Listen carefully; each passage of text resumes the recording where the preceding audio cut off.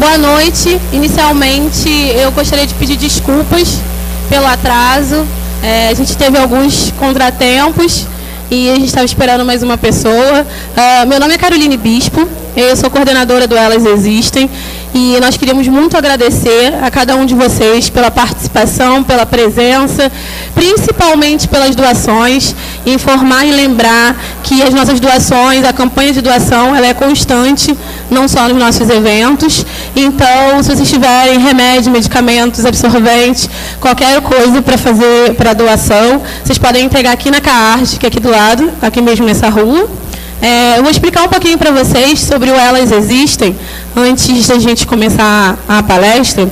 O Elas Existem Mulheres Encarceradas é um grupo de trabalho e estudo, e é voltado, como o próprio nome já diz, para mulheres encarceradas. É um grupo de mulheres para mulheres. O grupo é todo formado por mulheres, visando principalmente dar visibilidade para as mulheres que estão encarceradas, mas também para as mulheres que trabalham com isso. São mulheres que são tão invisibilizadas quanto as que lá se encontram.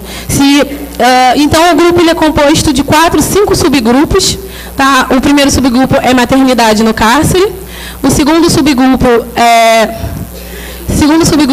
pessoas trans. A gente tem uma coordenação, um subgrupo só para tratar das questões das mulheres trans no sistema. E aí, analisando essa dificuldade, a gente percebeu que seria necessário também falar sobre os homens trans. E aí, temos o terceiro subgrupo de saúde mental, que aqui no Rio de Janeiro ainda é um hospital misto.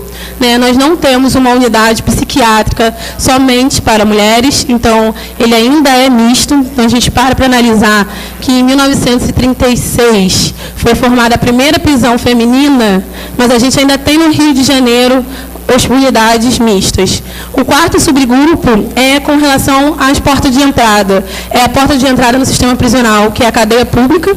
Na cadeia pública, as pessoas deveriam ser, como o próprio nome já diz, uma casa de passagem.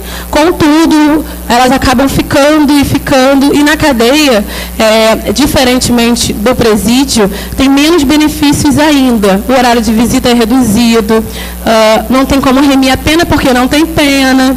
Então, assim, visando dar visibilidade para as mulheres que lá se encontram, tem um subgrupo voltado para a cadeia pública, a porta de entrada.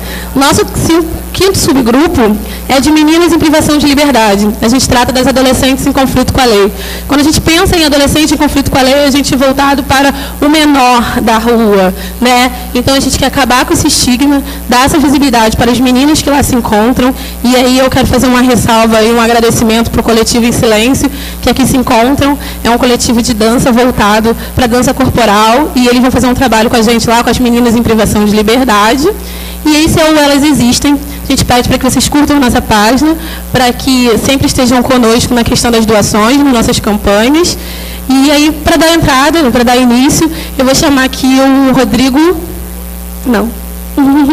Deixa para lá, gente. O Rodrigo não está aí. A gente ficou esperando ele não está aí. Então, ele não chegou.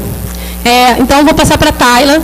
A Tayla Fernandes é a representante do grupo que vai falar um pouquinho com vocês hoje. Obrigada por tudo. Boa noite.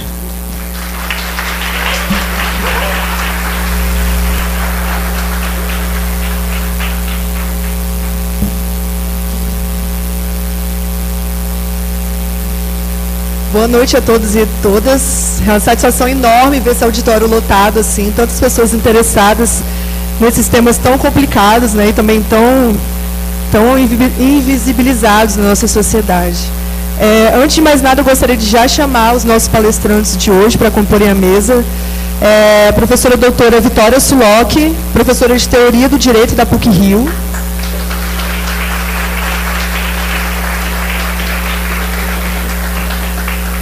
Professor Orlando Zacconi, que é delegado de Polícia Civil e doutor em Ciência Política pela UF.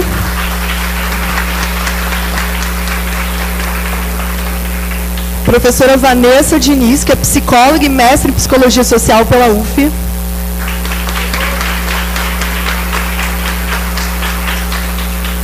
E o nosso grande convidado da noite, professor Luiz Carlos Valois, mestre e doutor em Direito Penal pela USP, juiz da Vara de Execuções Penais de Manaus, no Amazonas.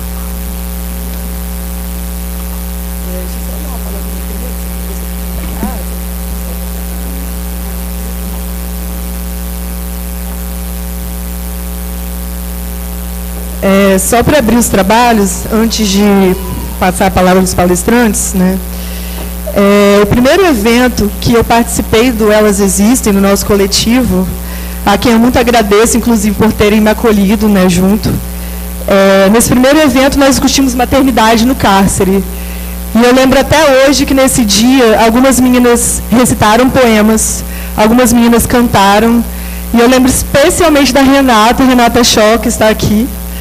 E ela cantou um trecho de uma música da Elza Soares. Ela disse, em alto e bom som, que a carne mais barata do mercado é a carne negra. E esse momento me marcou muito, né? A gente prosseguiu trabalhando as sensibilidades. No último evento que a gente fez, a Paula Maracajá, que é membro do Coletivo em Silêncio, apresentou, né, a dança, do trabalho que ela faz de dança nos presídios. Então, a gente vem trabalhando a sensibilidade também no nosso coletivo dos nossos eventos. E isso eu acho que marca muitas pessoas, assim como me marcou desde o primeiro evento do Elas que eu frequentei. Então, antes de passar a palavra, né, para os nossos palestrantes, eu queria trazer uma palavra inicial de sensibilização, que eu acho muito necessário a gente trabalhar o imaginário também, né, a partir de todas essas experiências que a gente vem construindo. Eu li algumas coisas sobre a Judith Butler que me marcaram muito, quando ela fala nos livros Quadros de Guerra e Vidas Precárias, né, ela vai discutir sobre o que são essas vidas precárias, sobre quais vidas, no contexto das guerras contemporâneas, e aqui eu quero incluir a questão da guerra às drogas, são passíveis de luto, né? Quais seres humanos estão mais entregues ao extermínio e quais não estão?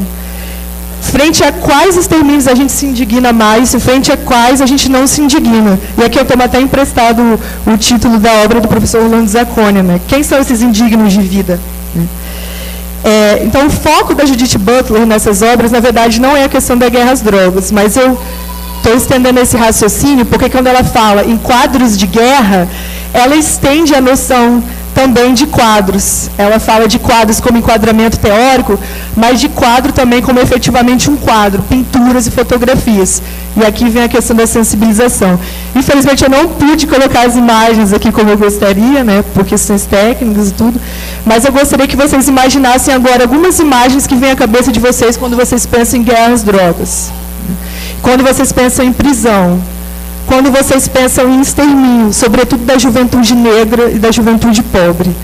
Eu gostaria que, enquanto eu estou falando, vocês mantivessem essas imagens na mente de vocês.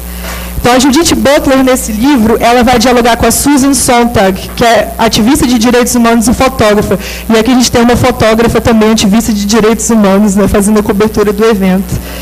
E a partir dessas imagens de guerra que a gente vê diariamente no jornal, tal, sem parar, eu gostaria de pensar junto com vocês, né? Quando a gente vê sem parar todas essas imagens de guerra, todas essas imagens de extermínio, o que isso causa na gente?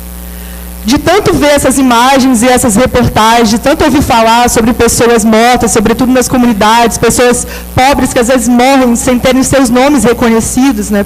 De tantas, são centenas das pessoas morrendo diariamente. Como nós reagimos frente a esse extermínio? Como nós reagimos frente à dor das pessoas? Como a gente constrói o nosso luto hoje, né, no Rio de Janeiro, na sociedade brasileira? Como nós estamos representando os nossos mortos? A Judith Butler fala que alguns indivíduos precisam lutar um pouco mais para serem reconhecidos como humanos do que outros, né? Nós que estamos aqui, a maioria estudantes de direito, a maioria professores, advogados, juízes, nós temos um certo reconhecimento, mas a gente tem que ter em mente que a gente está falando de um local privilegiado, que muitas pessoas não estão, né? A Judith Butler fala que para nós nos tornarmos eticamente responsáveis em sociedade, nós precisamos levar em real consideração a dor do outro. Então, nós estamos falando aqui sobre guerra às drogas, nós estamos falando aqui sobre repressão, sobre prisão. Toda essa discussão tem que envolver necessariamente a sensibilização com a dor dessas pessoas. Então, nós temos que nos sensibilizar quando nós pensamos nessas pessoas que estão privadas de liberdade, que não estão só privadas de liberdade, mas que têm todos os seus direitos privados, praticamente. Inclusive mulheres grávidas, daí vem uma das discussões que a gente faz no nosso coletivo. Nós precisamos nos sensibilizar também, inclusive, com essas mães que estão enterrando seus filhos hoje nas comunidades do Rio de Janeiro, nas comunidades brasileiras, por causa dessa guerra às drogas, essa incansável guerra às drogas. Nós precisamos nos sensibilizar com as imagens e a existência dessas mães, dessas companheiras que estão fazendo fila nos presídios para visitarem os presos. Hoje nós sabemos que a maioria das pessoas que visitam são mulheres, e elas estão lá incansavelmente, às vezes perdendo seus trabalhos, perdendo seus estudos, porque os horários são incompatíveis. Elas estão lá naquelas filas, horas, esperando para poderem ver seus companheiros e seus filhos. Nós precisamos nos sensibilizar, né? E quando eu vejo esse auditório cheio, eu penso que, efetivamente, existe, sim, gente disposta a se sensibilizar. Nós estamos dispostos a nos sensibilizar. Então, nós estamos dispostos também a fazer uma virada epistemológica nesses quadros, para eles deixarem de representar a guerra, né, como a Judith Butler coloca, e para que eles passem a representar, efetivamente, vida, liberdade, sociabilidades libertárias, sensíveis, e que considerem a dor do outro, porque, como ela fala, isso que é viver eticamente de forma responsável em sociedade, né? Um dia, né, como estava lembrando agora com uma amiga, isso é falado num documentário sobre a 13ª emenda nos Estados Unidos, um dia alguém falou que era impossível a escravidão ser exterminada, ser finalizada. A gente sabe que ela foi reconfigurada de alguma forma, mas de alguma forma ela cessou também. Algum dia alguém disse que era impossível uma sociedade sem escravidão, né? E a escravidão, creio eu, está caminhando para o seu fim, a partir de muita luta da comunidade negra há séculos, né? Um dia alguém também disse que era impossível uma sociedade sem manicômios. E a luta antimanicomial está caminhando incansavelmente também para que essas instituições aberrantes deixem de existir. Hoje existem aqueles que dizem que é impossível um mundo sem guerra às drogas, que é impossível um mundo sem repressão às drogas, que é impossível um mundo sem um controle absurdo de todas essas substâncias nocivas, como se as substâncias fossem mais nocivas do que a guerra em si. Hoje, muitos dizem também que é impossível uma sociedade, uma sociabilidade sem prisões, sem que a gente afaste essas pessoas potencialmente perigosas do nosso convívio. Então, eu quero denunciar todos esses discursos como efetivamente absurdos, e eu espero que os nossos filhos, os nossos netos, ou quem sabe a gente mesmo daqui a alguns anos, olhe para toda essa realidade e veja, e que a gente possa ver essas instituições caminhando para o seu fim, né?